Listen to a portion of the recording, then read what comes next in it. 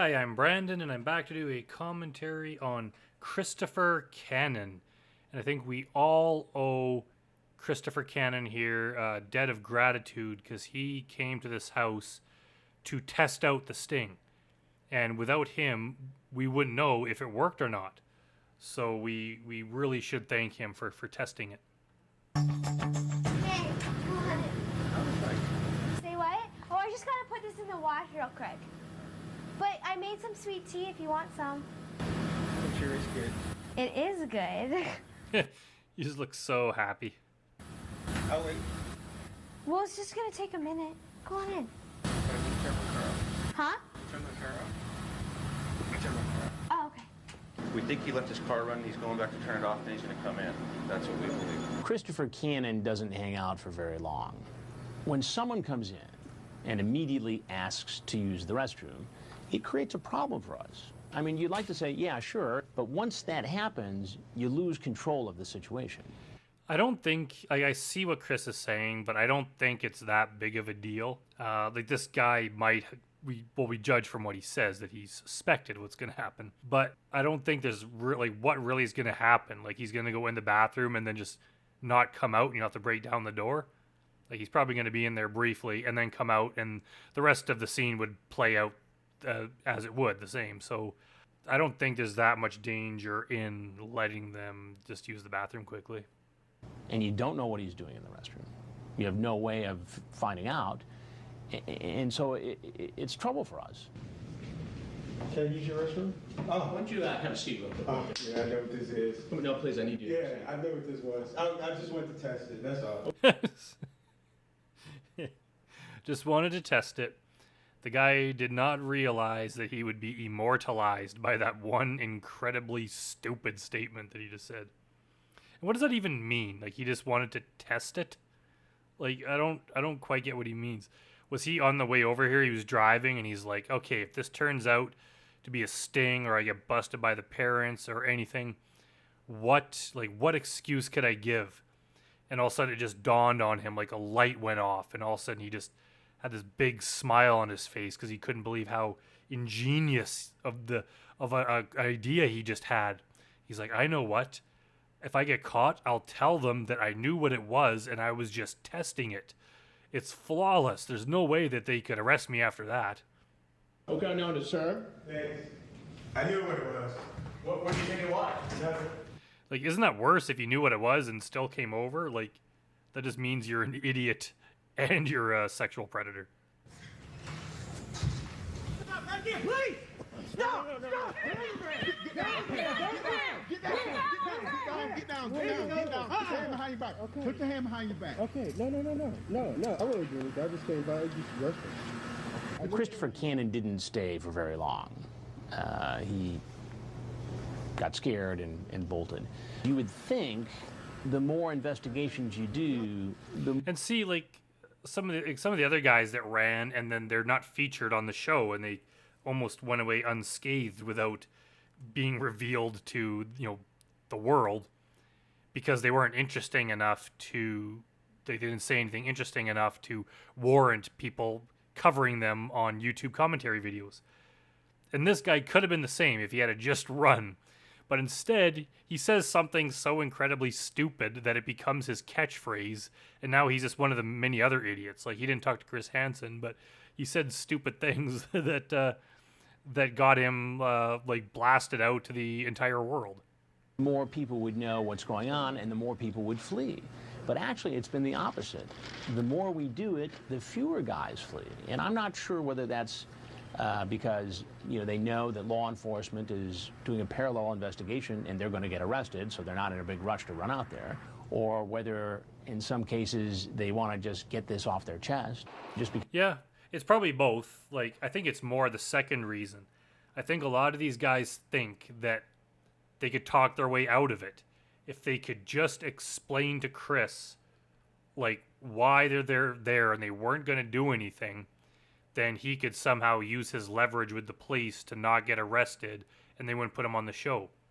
Because, we all know that you're not supposed to talk to the cops. But they all do. They all talk to Chris. They spill their guts. There's nothing you could say to help your situation. You're going to get arrested. The time to speak up and everything is after you've spoken to a lawyer and you're in, dealing with the courts and all that stuff. That's when you have a chance to defend yourself. But I think they all think, like, if I just run, it'll make me look bad and I'll get arrested. Whereas if I can use my incredible intellect and wit, I can outsmart people and convince them that I didn't do this. But these guys don't realize that for the most part, they're fucking morons. Like, they're just stupid people. Stupid enough to do this kind of thing, and too stupid to get away with it. So they should just kind of realize what they are and go with the flow and not talk to Chris Hansen. I'm glad they do, because it gives us entertainment years later, but it's not in their best interest to say anything. Because Cannon didn't stick around and talk to me didn't mean he was out of trouble. Obviously, he was arrested by the police and did an interview with the police later, and we had access to that. What we've got here, basically, you've been caught in a sting operation. Of course, that's why you're in handcuffs. I've seen it on TV. Who were you coming to meet? Whoever. What was her name? I can't. I'm so. But you drove 115 miles. I know. I kept saying to myself, why are we coming out here? What are you doing? What are you doing? Turn around, turn around. Yeah, well, he's using the James Rutherford defense, where the whole drive there, something inside of you was telling you not to do it. Like, you knew it was wrong. It's like he must have some kind of a conscience, and he just ignored it because the part of him that wanted to do this disgusting, illegal act overrode the part of him that was good. And as a human being, you can never let yourself get to that point. I couldn't imagine that, just not being able to trust myself. Like, I would do, like doing things that you know are wrong, but you are unable to stop yourself. Like, I've been through drugs and alcohol and stuff, and I made myself better. I stopped doing it. I did whatever I had to do to quit doing that. And even that, but that wasn't really harming other people. It was harming myself. I couldn't imagine being the kind of person that would harm other people, especially like a young person, and you didn't have it within yourself to stop yourself from doing it. Like, yourself, like whatever that is. I don't want to get into a philosophical discussion on consciousness and the self or whatever, but something in you is telling you this is wrong. Don't do it. Like, either because it's wrong or just I don't want to go to jail. And you cannot stop. Like, you choose the option to continue doing it rather than listening to yourself. Like, how could you go through life not being able to trust yourself? Like, I always try to listen. Like, if I'm somewhere and it's like, that guy is like, he's trouble. Like, something about him, I don't trust him. It's like, man, I'm getting out of there. I'm not going to do a business deal with them or anything, right? Like, I'm just always try to be hyper aware, because those feelings, whether you're a man or a woman too, like, I'm sure women get it, like going on a date with a guy or meeting some guy, you could just tell without him saying a word, like, something's wrong with that guy. I'm scared of him. It's like, once you have that feeling, get the frick out of there. Like, trust your gut, trust your instinct. And that's why you have a conscience. Like, it's like if you're doing something, your brain is kind of smart. Your brain is going to tell you, like, something's wrong with this situation. There's some red flags here. You're going to get in trouble, or you shouldn't be doing this to begin with. This is wrong behavior. You should just listen to that. Like, he may not be in the situation. If he had have just turned around and went home and then told the girl, like, this is wrong, and broke off contact, he might have gotten away with it. Instead, he just ignored that voice and friggin' showed up, said a stupid thing, and now we're watching a video on him and he's in big legal trouble. Yeah, that's kind of a long rant way to say that Christopher Cannon's a fucking idiot. And how old are you? 33. 33, so you're twice her age. Yeah, I wasn't planning on doing it. I swear. I wasn't going to do anything. She kept talking about the swimming pool and chatting back with me, getting flirtation. So she was talking about a swimming pool and stuff, and you just found that so enticing that you couldn't help coming over? Why would you even have a sexual conversation with a 15-year-old? I really tried to avoid her when I first met her. Did he just say he really tried to avoid her when he first met her? It's not hard to avoid people over the internet. It's actually easy. It's hard to avoid people that are in your house, that live with you, or that are family that you have a reason to see, or that are in your class at school, or they're at your work, someone that you've never met before that's just a name on a computer, it's very, very easy to block or ignore them. Every time I get online, she initiate the conversation, and maybe. And I think that's, I'm pretty damn sure that's a lie, because as we know, the whole nature of this sting is the guys always reach out first. The decoys don't just go out and start chatting up random innocent men hoping to lure them in. They just put up the profile, and it's the guys who reach out to them first. So he initiated it, and I wouldn't be surprised if he initiated every conversation, or at least every one to the point where they were talking about him going over. Then she might reach out just to get him to come over, because he's already crossed the line of deserving to be arrested. Flirt a little bit, but. I mean, you said you didn't initiate the conversation, but actually you did. She never talked to you. You said hello, Natalie, because you saw her. Exactly. Yeah, the cop just confirmed it. In a chat room. Yeah. And how are you doing today? Yeah, didn't initiate. Yeah, just chatting. And you asked her if she's horny now, and you asked her if she's wet now. Why would you care if a 15-year-old is wet? Stupidity, man. I mean. Yeah, back to the stupidity defense. That's not stupid. Like, there's, like, other than the fact, it's wrong and illegal, but there's nothing stupid about saying that. Like, it's not any stupider than any other thing. He said dumber things today, things such as, I was just here to test it. That's just a vile, disgusting thing to say to an underage person. Like, how do they chalk it up to stupidity? Like, it's not a lot of these guys do stupid acts. They talk to the police. They do all sorts of stupid things. Coming here is not one of them. That's illegal and immoral and wrong and downright evil. But they just try to brush it off like, oh, it was a stupid thing. Stupid thing, would be like, oh, I locked my keys in the car. Like, damn, that was a stupid thing to do. This is like a premeditative act. Like, this is like, it's horrible. I don't know why. It's just. When you tell her you'll be gentle, what are you referring to when you're talking about being gentle? Just being with her. Nothing sexually touching her, no. Oh, yeah. What did you mean about being gentle? Oh, yeah, nothing sexual. You just asked if she was, like, wet. Like, you said sexual things. Like, don't take these cops for idiots. Chris, we've been doing this too long. Yeah, just. I understand y'all go through I just saw you do the sign of the cross, so I know you're probably a religious man. I'm about to. And you would probably feel better if you. If it never happened. Never happened. It's funny. When I saw this on Dateline a few months ago, or whatever. You show up in the middle of it. Yes. I'm like, that is so sick. Maybe you need some help. Maybe you need some help. I'm saying, it's just, I guess I was forward. And I'm a director at my church. Did he, I gotta back it up, did he say he was bored? Is he using that excuse too? And I'm a director at my church. I can't believe this.